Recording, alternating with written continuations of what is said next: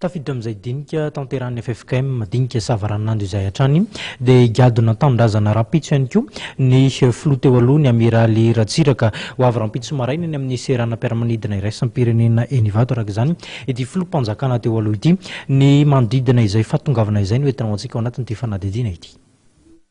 Rahampitso maraina amin'ny fitora sy 20 minitra no higadona eny amin'ny seranam-piaramanidina Enivato ny fiaramanidina mitondra ny filoha teo aloha ny Amiraly Ratsiraka Didier.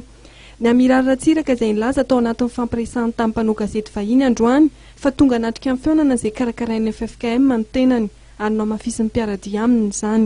Ny antony iverenan'ny Amiraly tanindrazana dia efa fantatsika hatramin'ny 2024 ny lazany hoe diniky ny samy malagasy.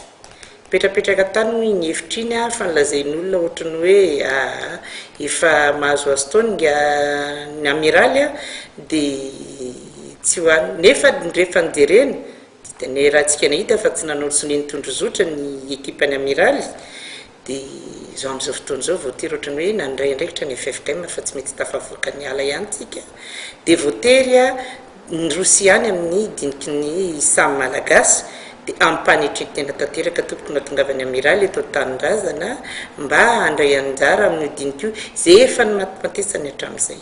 Ny fandaharam-potoanan'ny Amiraly aloha ny fantatra hatramin'izao dia hoe handray an'io dinika io.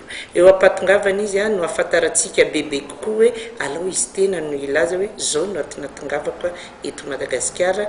Ny fantatra fotsiny efa dradradradrainy ombenombeny hoe misy vahaolana fa io vahaolana io arosony ho an'ny malagasy tsy vaky volo izay ny anaovana ny dinika tsy any ivelany tahaka ny mahazatra hoe Maputo, Gaborone fa atao eto tanindrazana. Raha ny fanazavana dia tsy ho avy irery ny Amiraly Ratsiraka fa izy ny délégation-na sy hiarahana amin'ny rahampitso.